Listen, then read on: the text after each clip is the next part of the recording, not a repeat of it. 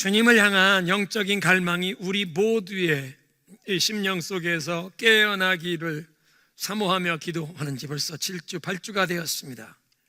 그리고 이번 가을, 우리 어린 자녀 손들이 새학년을 시작한 이번 가을이 우리에게도 새로운 영적인 시즌이 되어 하나님이 기뻐하시는, 하나님이 찾으시는 새로운 열매를 맺는, 열매를 결실하는 시즌, 그리고 그런 열매를 결실하기 위하여 새로운 능력, 새로운 은혜가 필요하다고 말씀을 나눈 바 있습니다. 이제 그런 마음 자세로 앞으로 몇 주간 요한계시록 2장 3장에 이 소아시아 7교회에 주시는 메시지를 함께 상고하며 은혜를 받기를 원합니다. 대부분의 성경학자들은 요한계시록이 주후 95년경에 기록되었다고 그렇게 생각합니다. 나이가 지긋해진 사도 요한께서 로마 제국의 핍박을 받아 반모섬에 채석장이 있는 곳에 강제 노동하도록 유배가 되었습니다. 반모섬, 오늘날 이 터키의 휴양지 도시 이즈미르라고 하는 도시가 있는데요, 터키에서 세 번째로 큰 항구 도시입니다. 터키에서 제일 큰 도시는 그 유명한 이스탄불, 두 번째는 터키의 수도인 앙카라이고, 세 번째로 큰 도시가 지중해 연안에 있는 휴양지 항구 도시 이즈미르, 그 이즈미르에서 25km 떨어진 곳에 에베소가 있습니다. 이 이즈미르에서 한 50km 앞에 바다에 반모섬, 로마 제국 시대에는 그 반모섬에 채석장이 있는데 거기에 죄수들을 보내요. 강제 노동시키는 그런 곳이었는데, 사도 요한이, 나이가 지긋하신 사도 요한이 거의 90이 되셨을 것입니다. 채석장에 강제 노동하는 유배 생활 가운데 그리스도께서 앞으로 일어날 일들을 그에게 보여주셨고, 사도 요한이 그것을 기록하여 그때 이 교회들에게 전해주셨고, 그것이 오늘 우리에게까지 전해지는 것을 우리는 요한계시록이라고 합니다.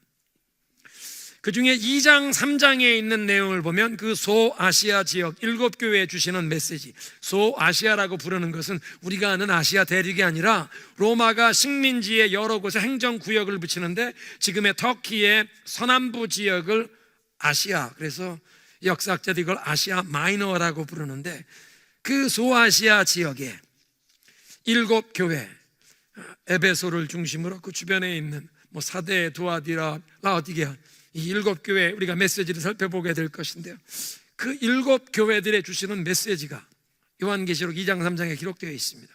그러면 2000년 전에 터키의 서남부 지역에 그 아시아라고, 소아시아라는 그 로마의 행정구역에 위치한 교회들에게 주신 메시지를 우리가 왜 귀 기울여 들어야 하는가?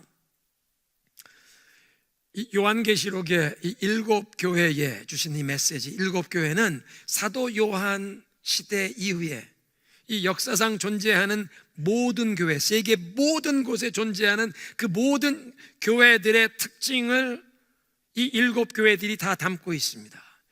그러니까 이 요한계시록 2장 3장의 그 7교회들은 어떻게 보면 예수님께서 십자가에 달려 돌아가실 뿐 아니라 부활하시고 승천하셔서 오순절에 성령을 보내주시고 그 성령이 임하신 이후에 탄생한 이 기독교 교회, 역사상 존재했던 모든 교회들을 대표적으로 상징하는 것이 이 7교회들입니다. 그 7교회의 다양한 모습의 이 신앙의 여정에 어떤 장점이나 약점, 그 모든 모습이 그 안에 담겨 있다는 것입니다. 그러니까 이 7교회에 주신 메시지는 현대교회, 오늘날 교회들도 귀담아 들어야 하고, 우리 특히 중앙장로교회 우리도 들어야 하고, 교회만 아니라 우리 가정이 들어야 하고, 또 그런 면에서는 가정만 아니라 우리 한 사람 한 사람, 우리는 움직이는 교회, 우리 한 사람 한 사람을 성령께서 성전 삼으셔서 우리 한 사람 한 사람을 교회로 부르시는데, 그래서 나에게 주시는 메시지로 이 말씀을 받으면 우리에게 큰 영적인 유익함이 있게 될 줄로 믿습니다. 그래서 2024년 이 가을 결실의 계절에 예수님께서 원하시는 영적인 열매를 결실해야겠는데, 이 7교회에 주시는 메시지를 통해 우리의 영적인 실체, 현실을 살펴보면서 하나님의 은혜를 구할 때 우리가 영적으로 큰 유익함을 얻는다는 뜻입니다. 오늘은 그 7교회 중에 첫 번째 교회인 에베소 교회에 주시는 메시지에 귀를 기울이게 되는데요, 에베소는 그 소아시아 지방의 가장 잘 알려진 항구 도시, 특별히 동서무역의 중요한 요충지에 위치한, 그래서 활발한 무역의 중심지였고 로마 황제 아우구스투스 시절엔 이 에베소의 시민이 20만 명 이상이 된다는 기록이 있을 정도로 가장 대표적인 번성한 도시였습니다. 에베소가 그 당시에 역사적으로만 중요한 것이 아니라 기독교 역사적으로 에베소의 또 중요한 이 의미가 있는데, 사도행전 19장을 보면 사도 바울이 3차 선교 여행에 에베소라는 이 도시에 도착해서 복음을 전하며 제자들을 얻어서 그들에게 이제 두란노 서원에서 2년 동안 매일 말씀을 가르쳤는데, 그렇게 2년 동안 매일 말씀을 가르치다 보니까 이 아시아 지방 전역에 복음이 전파되었다. 그 내용을 보면 사도 바울이 이렇게 무역이 활발하고 많은 사람들이 항상 왔다 갔다 하는 이 교통의 요충지에 위치한 이 대표적인 도시 에베소를 그 아시아 지방, 소아시아 지방 전역의 선교의 근거지로 그렇게 삼았던 것을 우리가 알 수 있습니다. 뿐만 아니라 사도 바울은 순회 선교사였습니다. 데살로니가 같은 곳에는 세 안식일만 머물며 복음을 전하고 피신해야 했습니다. 핍박 때문에. 어떤 곳에는 한 달, 두 달 머물며 예수 그리스도의 복음이 아직 전파되지 않은 곳을 찾아가서 복음을 전하고 교회를 개척한 뒤에는 다른 곳에 교회를 개척하기 위해 계속 그렇게 이동 다니는 순회 선교사였습니다. 순회 선교사였던 사도 바울이 에베소에서는 근 3년의 기간을 보냈던 것을 보면 그만큼 그 에베소 이 한 도시에 사도 바울이 많은 열정을 쏟았다는 것을 알 수 있습니다. 그러다 보니까 사도 바울이 한때는 자신의 영적인 아들 디모데 목사를 에베소에 파견하여 에베소의 교회를 돌보는 목회자로 세웠습니다. 그 젊은 목사 디모데가 에베소 교회를 목회할 때 사도 바울이 그에게 보낸 편지가 디모데 전서입니다. 사도 바울이 로마 감옥에 수감되어서 에베소 교회 성도들에게 편지를 써서 보낸 것이 우리가 읽고 있는 에베소서입니다. 이런 내용 외에도 주후 70년에 로마 장군 디도가 3년 동안 예루살렘 성을 포위하고 있다가 3년 만에 예루살렘 성을 정복하고 성이 완전히 폐허가 되는데요, 그때 로마 장군이 디도가 유대인들은 예루살렘에서 떠나라, 앞으로 이 유대인은 예루살렘에 못 들어온다, 그런 명령을 내려서 들어오는 자는 죽인다.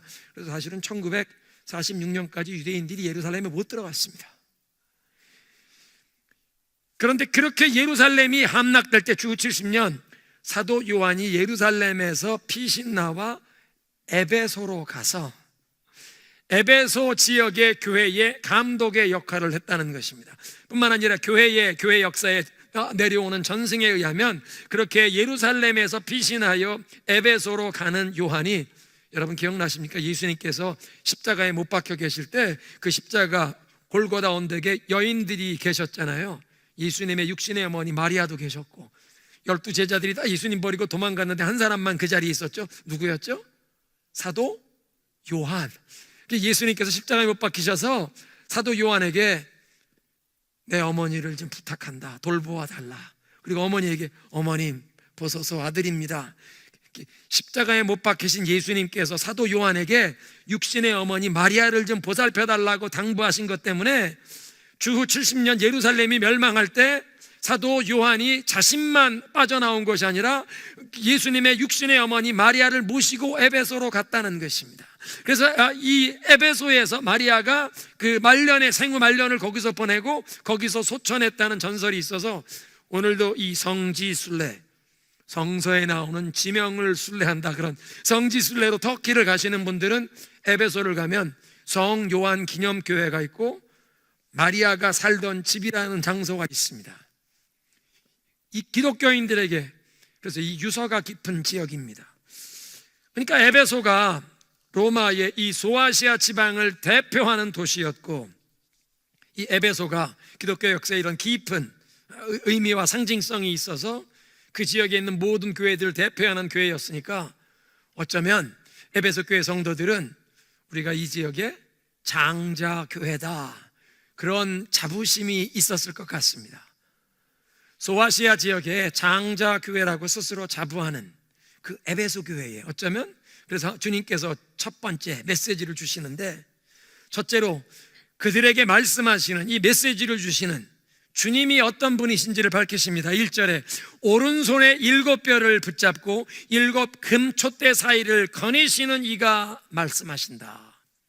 오른손에 7뼈를 붙잡으셨다. 7 금촛대 사이를 다니신다. 그게 무슨 뜻인가?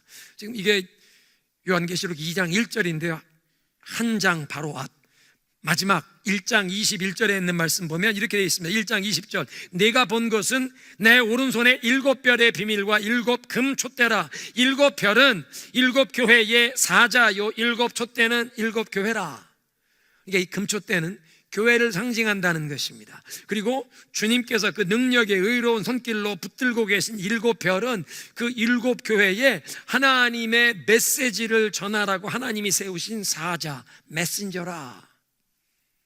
그러면 하나님이 하나님의 말씀을 전하라고 세우신 메신저, 이 주의 종들을 능력의 오른손으로 붙드신다.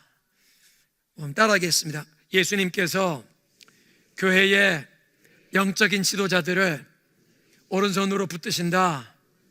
네. 성경은 말씀하시기를 하나님께서 하늘의 모든 별들 말씀으로 창조하셨는데 그 별들을 이름을 하나하나 부르신다. 별들 하나하나 이름을 부르시는 하나님께서는 7 교회에 하나님의 메시지를 전하고 세우신 사자들, 별들을 하나님이 붙잡고 계신다. 그러니까 교회의 영적인 지도자들은 사람들이 선택하고 뽑아 세우는 것이 아니라 주님이 세워주시는 줄로 믿습니다. 그리고 주님께서 별들을 하늘에 두셨듯이 하나님께서 교회에, 그러니까 영적인 지도자들, 하나님이 어떤 분을 어느 교회에 세우시는지 하나님이 정하시는 것입니다. 그런데 하늘을 보면 밤하늘에 북두칠성이 가장 밝게 빛납니다.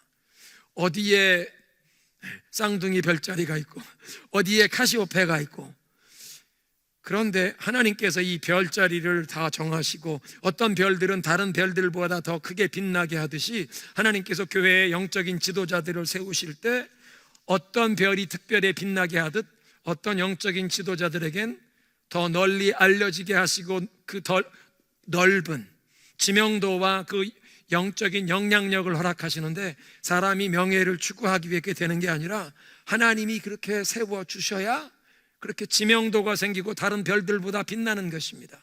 또 반대로 하나님이 붙들어 주시지 않으면 어떤 별도 그 자리를 지키지 못하고 떨어질 수밖에 없습니다. 그러니까 우리는 교회의 영적인 지도자들을 위해 기도해야 합니다. 주님께서 주의 종들을 주의 능력의 손으로 붙들어 주시고, 또 우리 교회 주님께서 세워진 영적인 지도자들이 겸손히 하나님만 온전히 의지하며 하나님의 손에 붙들린 바 되게 하옵소서. 그러니까 교회의 영적인 지도자들은 주님이 세우시고 주님이 붙들어 주셔야 한다. 두 번째로 예수님께서 교회에 임하사 교회 가운데 운행하시고 거니신다. 오른손에 7별을 붙들고 계실 뿐 아니라 그 7 금촛대 사이를 거니시는 분이라. 그러니까 예수님께서는 오늘도 교회에 임하셔서 우리 이 교회 안에 모든 일어나는 일들을 보고 계시고 듣고 계시고 알고 계시다는 뜻입니다. 희생적으로 주님 앞에 헌신하여 충성하는 그 모든 것을 다 보고 계시고 알고 계시고, 교회의 부족한 점도 다 보고 계시고 알고 계신다. 왜냐하면 7 금촛대 사이를 거니시는, 교회에 임하셔서 왕래하시며 감찰하시는 분이시기 때문입니다. 우리의 모든 기도와 간절한 간구와 소원, 우리 교회가 추구하는 것, 함께 힘써 일하는 그 모든 것을 다 보고 계시고, 뿐만 아니라 우리 가운데 있는 연약함과 부족함도 주님이 다 알고 계시다. 그런데 그런 주님께서 에베소 교회를 향해 칭찬의 말씀을 하십니다. 2절 내가 내 행위와 수고와 내 인내를 알고 또 악한 자들을 용납하지 아니한 것과 자칭 사도라 하지만 사도가 아닌 그 거짓된 사람들을 시험하여 그 사람들이 거짓 사도, 거짓 교사인 것을 너희들이 드러낸 것과 또 네가 참고 내 이름을 위하여 견디고 게으르지 아니한 것을 아노라. 사랑하는 성도 여러분, 주님께서는 우리의 모든 헌신과 수고와 인내를 보고 계시고 알고 계시는 줄로 믿습니다. 사람들은 때론 우리가 열심히 주님을 섬기는 것, 사람들은 몰라 볼 수도 있습니다. 사람들이 몰라주는 정도만 아니라 오해할 수도 있습니다.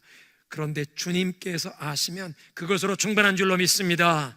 주님께서 우리의 모든 충성과 헌신을 다 보고 계시고 알고 계시면, 주님이 인정해 주시면 우리는 낙심하지 않고 충성할 수 있는 줄로 믿습니다.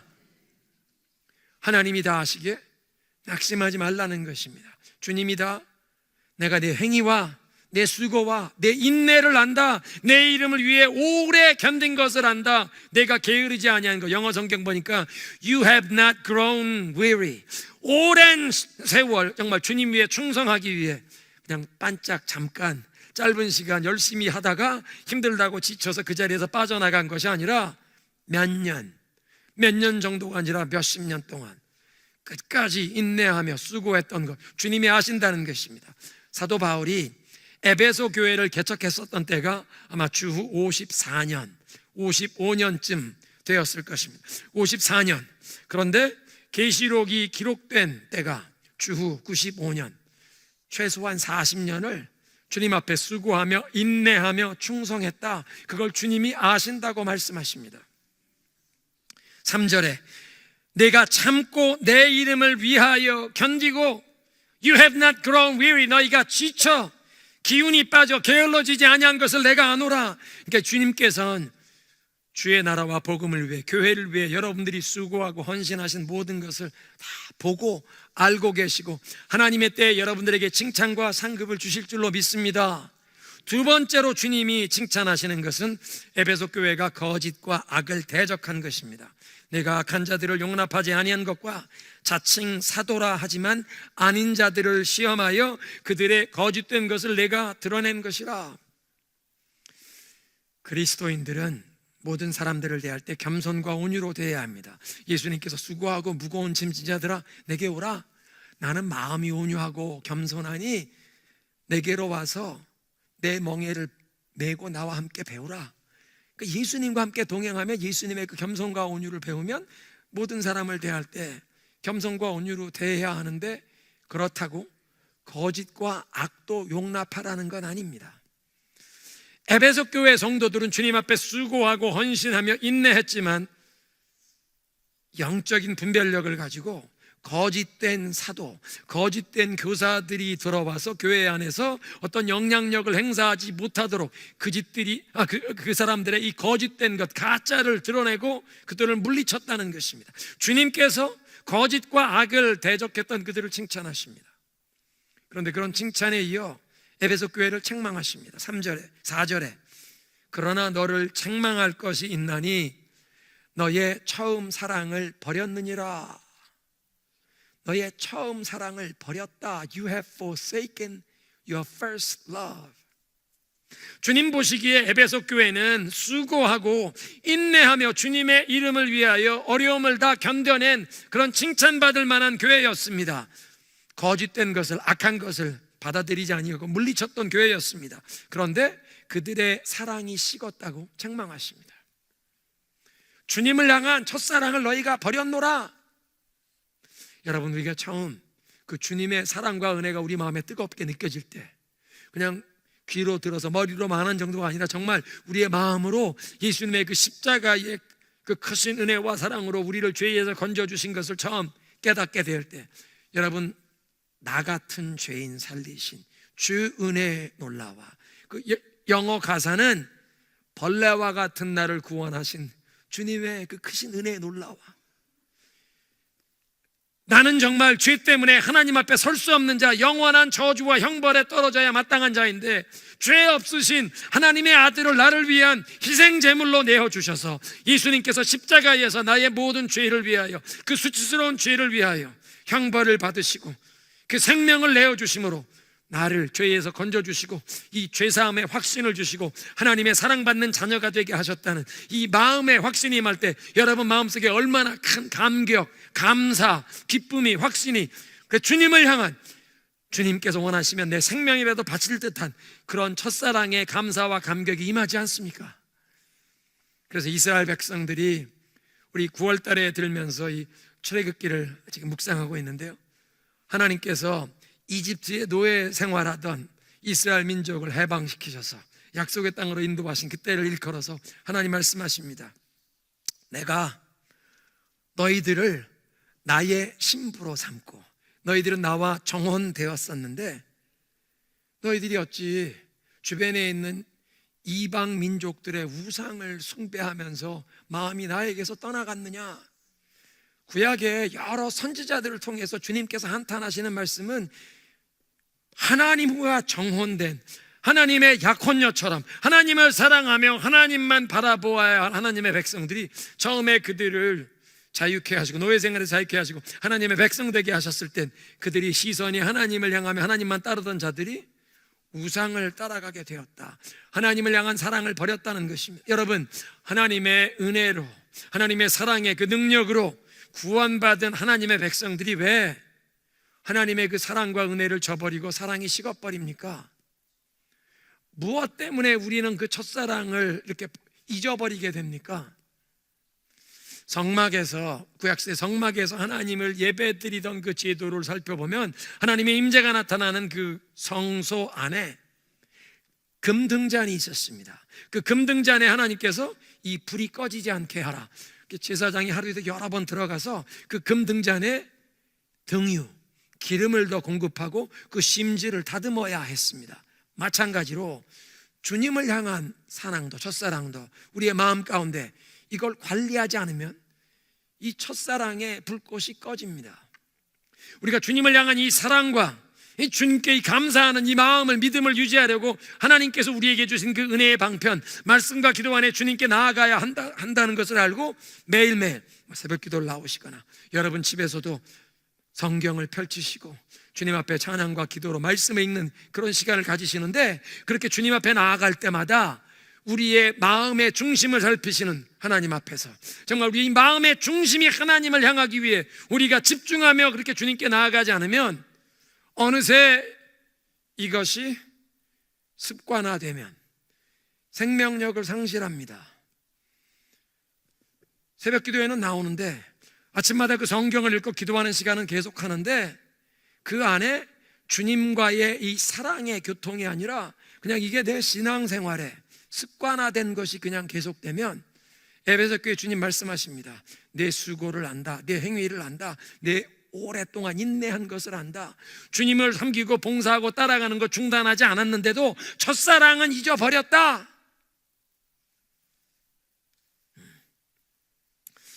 여러분, 지난 주일날 부산 해운대 백사장에서 해운대 성령 대집회라는 것이 열려서 8만, 10만 명의 성도들이, 부산 지역의 성도들이 모여서 하나님께 경배하며 찬양하며 말씀을 들었습니다. 분당 우리 교회 이찬수 목사님께서 설교 말씀을 하시는데 그 설교 제목이 첫사랑을 회복하라, 이 본문이었는데요. 이찬수 목사님 그렇게 말씀하세요. 우리는 하나님을 향한 이 첫사랑을 지킬 수 있는 능력이 없는 사람들이라. 여러분 유튜브에 부산 해운대 성령 대집회 이찬수 목사님 설교 한 25분 내에 들어보세요. 큰 은혜가 됩니다. 저도 그 말씀 주일날 저녁에 듣고 은혜 받았습니다. 우리의 마음에 주님을 향한 이 첫사랑의 불꽃, 성전, 성소 안에 있는 그 금등잔에 불이 꺼지지 않도록 하루에도 여러 번 그 등유, 기름을 공급하고 심지를 다듬지 않으면 불이 꺼지는데, 우리 마음속에 주님을 향한 사랑도 관리하지 않으면 그냥 세상에서 살아가다 보면 이 사랑이 식어버린다는 것입니다. 구약 성경에 하나님을 향한 열심으로 시작하였다가 눈에 보이는 세상의 것 때문에 마음을 빼앗겨서 그 첫사랑이 식어버린 아마 가장 뚜렷한 예가 솔로몬 왕일 것입니다. 여러분 기억나십니까? 솔로몬이 처음 왕이 되었을 때 하나님 앞에 1000 번제를 드렸습니다. 송아지를, 황소를 잡아, 왕이니까 황소를 잡아서 하나님 앞에 제사를 드리는데 한 번 성대하게 제사 드린 것만 아니라 1000번을 반복했습니다. 하나님을 향한 그 마음에 정말 충성해 하나님을 경배하고자 하는 예배자의 마음으로 1000번 그 모든 절차를 거치면서 하나님 앞에 그 정성을, 마음을 다해 나아간 것입니다. 1000번제뿐만 아니라 아버지 다윗 때의 성전을 건축하기를 원했지만 다윗이 워낙 전쟁을 많이 하면서 피를 흘린 사람이니까 하나님께서 너는 피를 흘린 용사이니 네가 아니라 네 아들 때의 성전을 내가 건축하게 하리라. 다윗이 그래서 건축 헌금을 미리 해서 다 모아놓지 않았습니까? 솔로몬에게 아버지가 죽으면서 유언이 너 성전 건축해라. 솔로몬이 성전을 건축하는데 선왕의 유언이기 때문에 하는 것만이 아니라 하나님을 향한 정성이 있었습니다. 이 성전을 건축하는데 그 당시 당대 가장 좋은 건축자재 레바논의 백향목을 가져다가 대리석을 가져다가 이 성전을 건축하는데 하나님을 경외하는 마음 때문에 이 성전 경내에서 석수들이 망치와 징으로 돌 다듬는 소리도 들리지 않게 하기 위해서 석수들이 멀리 떨어진 곳에서 돌들을 다 다듬게 했고, 다듬은 돌들만 예루살렘으로 가져와 차곡차곡 쌓아 올리면서 성전을 건축했습니다. 성전 건축하는 과정에까지 그런 신경을 쓴 사람 보면 마음의 중심이 이렇게 하나님을 예배하는 정성이 충만했던 사람입니다. 근데 솔로몬이 왜 이 첫사랑을 잃어버리게 됩니까? 다윗과 솔로몬 때에 이 하나님께서 이스라엘 정말 부강한 나라가 되게 하시고 주변에 있는 그 어떤 대적도 원수도 고개도 들지 못하게 하시니까 주변에 있는 여러 작은 나라의 통치자들이 솔로몬 왕과 동맹을 맺기를 원해서 자기 나라 공주를 솔로몬 왕에게 시집 보내는 겁니다. 정략 결혼하자고, 우리 동맹이 되자고, 사돈지간 맺자고. 하나님께서는 하나님의 백성들에게 여호와 신앙이 오염되지 않도록 우상을 숭배하는 이방인들에게 너희 딸을 아내로 주거나 그 집 딸들을 내 며느리로 데려오지 말라, 통혼하지 말라, 우상 숭배하는 이방 민족과 통혼하지 말라고 하셨는데, 솔로몬 왕은 주변의 여러 나라의 통치자들, 이 정치, 군사, 경제적인 이 모든 세상의 통치자들의 계산 방법을 따라서 정략 결혼을 하기 위해서 성경을 보니까 솔로몬 왕이 정략 결혼한 주변 나라의 공주 숫자가 700명입니다.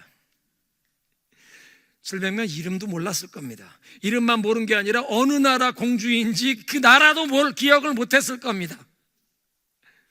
700명의 행복하지 않은 공주들을 아내로 거느린, 1년에 한 번 얼굴도 못 봤을 것 같아요. 그 나라에서 시집 온 공주인데 행복하게 해주려고 하니까 뭐든지 원하는 대로 해줘라. 솔로몬 왕도 만날 기회도 없는 사람들 자기들 원하는 대로 자기네 고향에서 섬기던 그 신주단지 가져온 것 신당을 지어달라 그러니까 여호와 하나님을 위해 성전을 건축해서 바쳤던 그 예루살렘 성 경내에 우상의 신전을 건축하게 했습니다. 여호와 하나님의 이름으로 일컬음 받는 그 도성 안에 어떻게 우상의 신전을 건축하는 걸 왕이 그걸 허락하고 왕이 도와주나? 하나님을 향한 첫사랑을 상실한 겁니다. 인간적인 계산, 세상의 육신의 정력과 안목의 정력과 이생의 자랑, 통치자들이 생각하는 정치적인, 경제적인, 협력관계, 동맹관계, 군사적인 육신의 정력, 안목의 정력, 이생의 자랑을 생각하다가 하나님을 향한 첫사랑을 상실했다.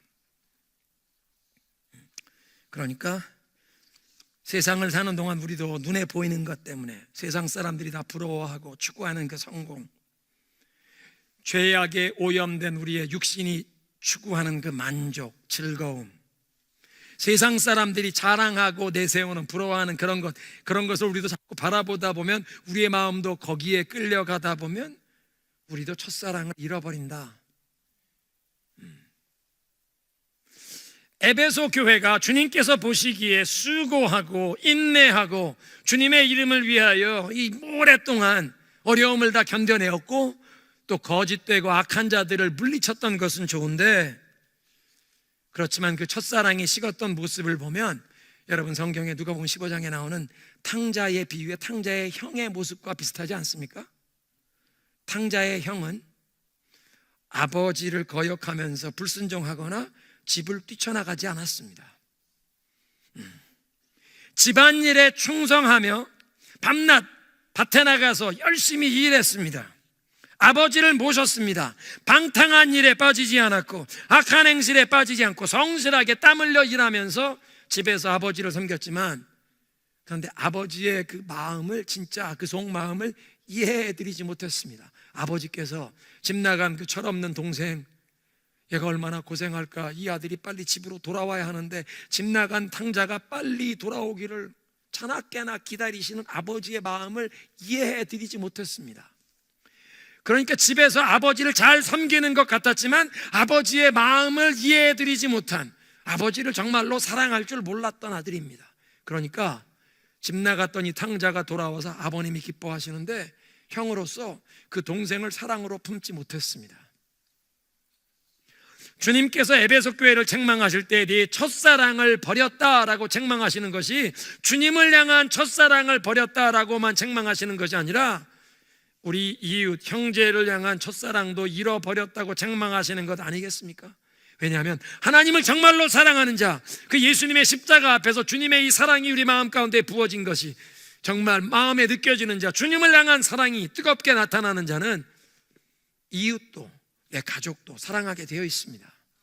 나는 허물 많은데 주님께서 나를 이렇게 사랑해 주시고 건져 주셨으니 그 은혜, 그 사랑에 감사 감격하여 1만 달란트 빚진 것 탕감받은 자, 적은 허물 있는 이 이웃들을 사랑으로 품을 수 있다는 것입니다. 그러니까 요한 1서가 눈에 보이는 내 형제를 사랑하지 못하는 사람이 눈에 보이지 않는 하나님 사랑할 수 없노라 말씀하세요. 그러니까 첫사랑을 잃어버렸다고 에베소 교회에 책망하시는 주님께서는 주님을 향한 첫사랑만 아니라 이웃을 향한 첫사랑도 너희가 잃어버렸구나.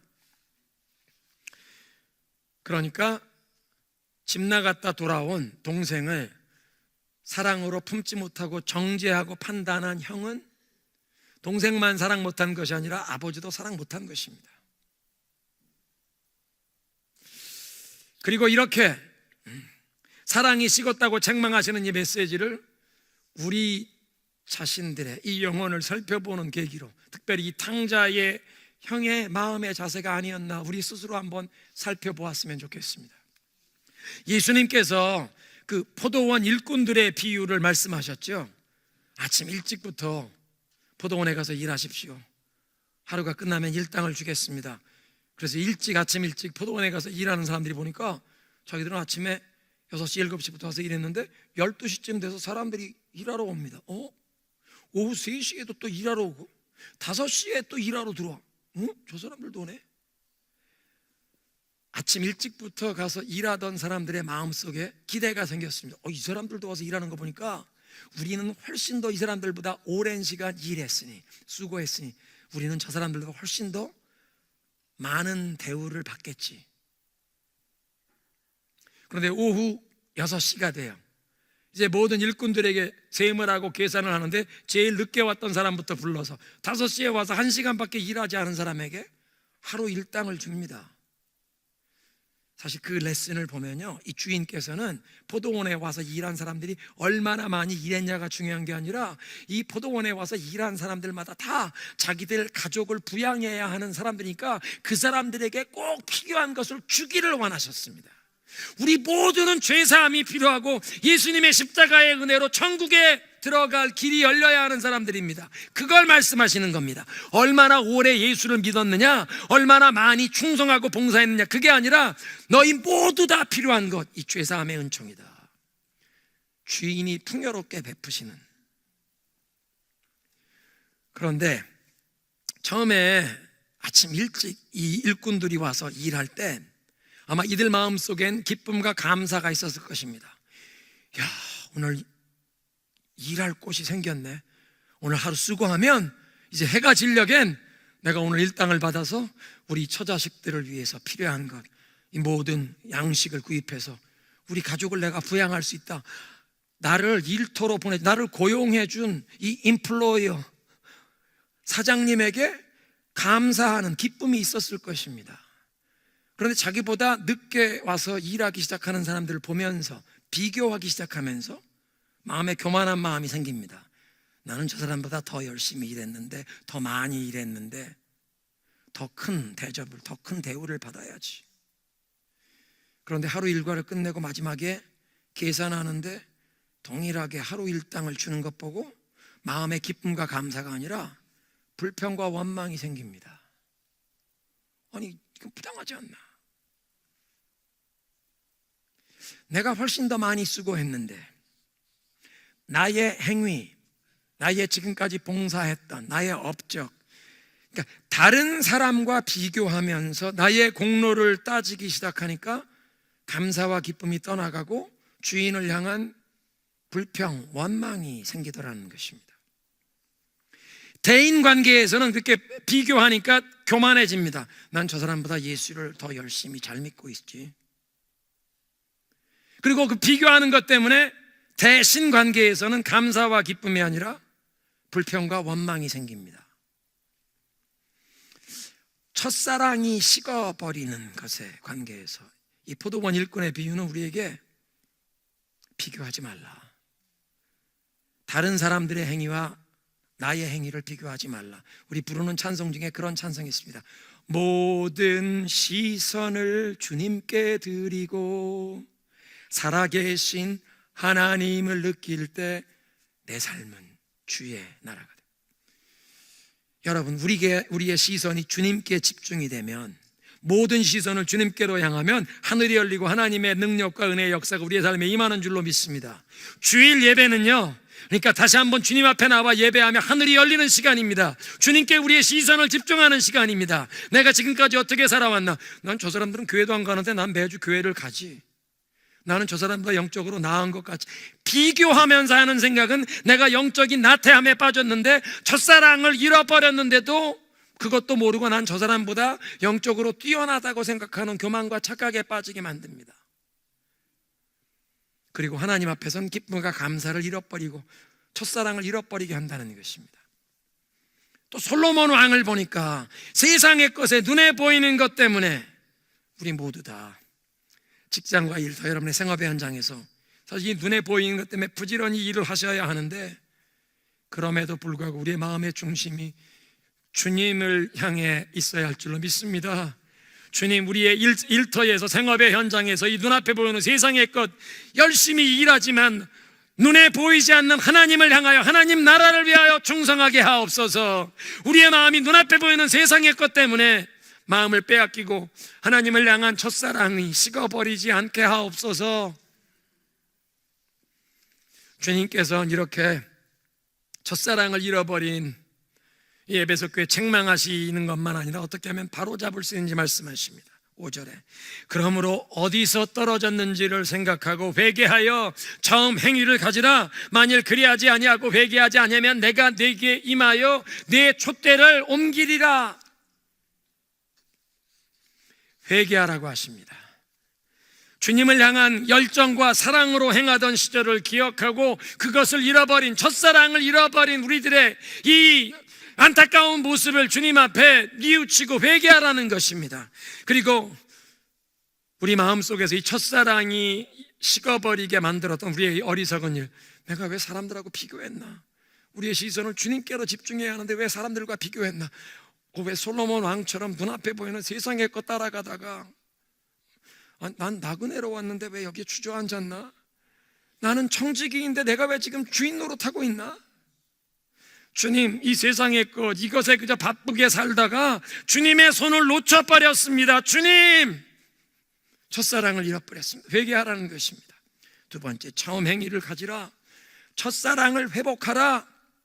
여기에 처음 행위란 첫사랑을 얘기하는 것입니다. 사랑이 그냥 느낌이 아니라 마음의 중심에서부터 진실이 주님을 향하는 그 사랑 열정으로 행하는 삶의 자세를 말하지 않습니까? 어떻게 첫사랑을 회복합니까?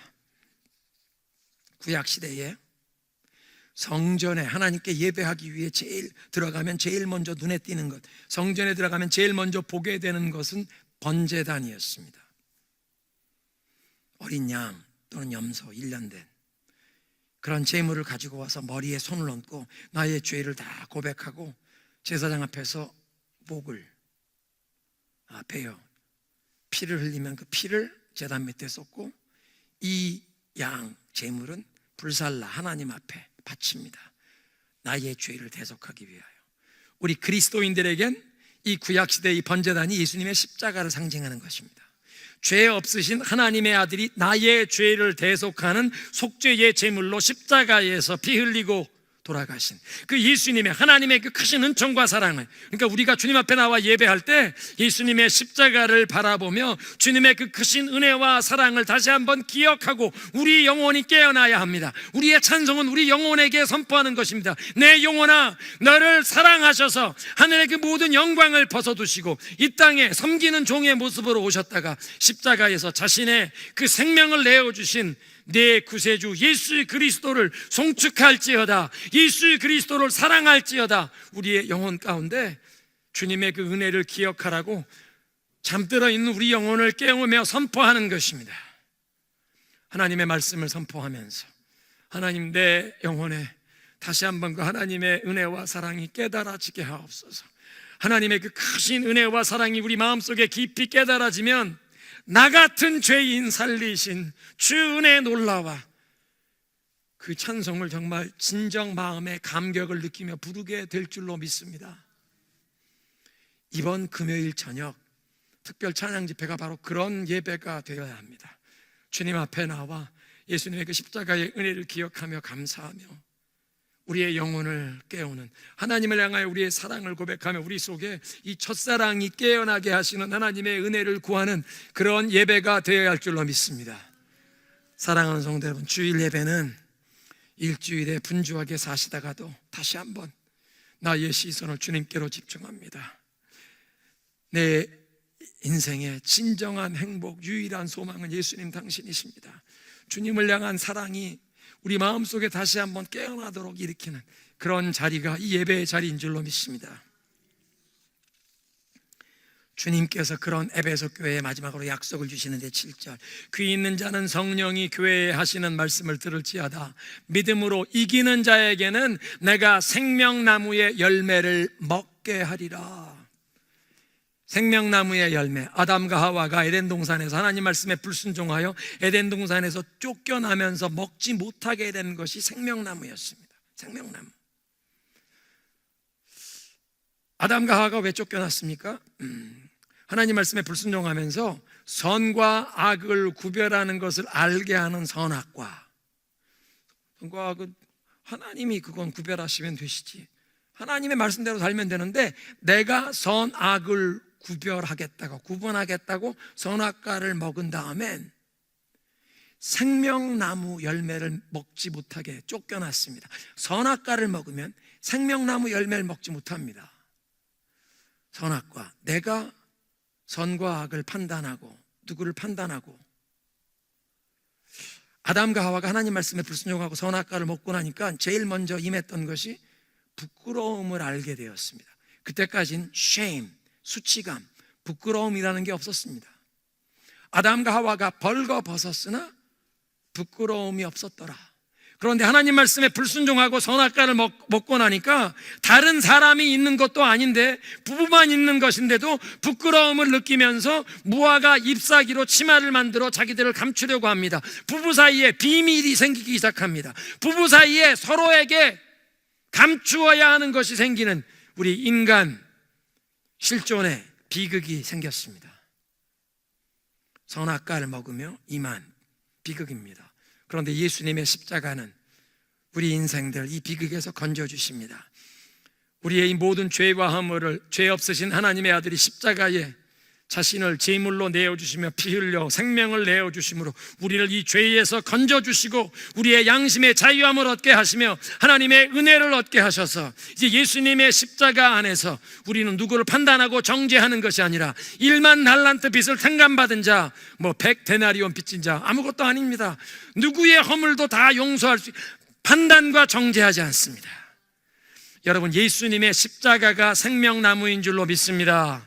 선악과를 먹고 남을 판단하는 자는 생명나무를, 예수님의 십자가의 은총을 경험하지 못합니다. 이제 오늘 이 첫사랑을 회복하라는 에베소 교회에 주신 메시지를 생각하며 하나님, 이제부터 비교하지 않겠습니다. 비교하면서 다른 사람을 판단하거나 정죄하거나 마음속에 교만한 마음 갖지 않겠습니다. 주님, 눈앞에 보이는 세상의 것에, 이 세상에 있는 것, 이 세상을 사랑하지 몰라.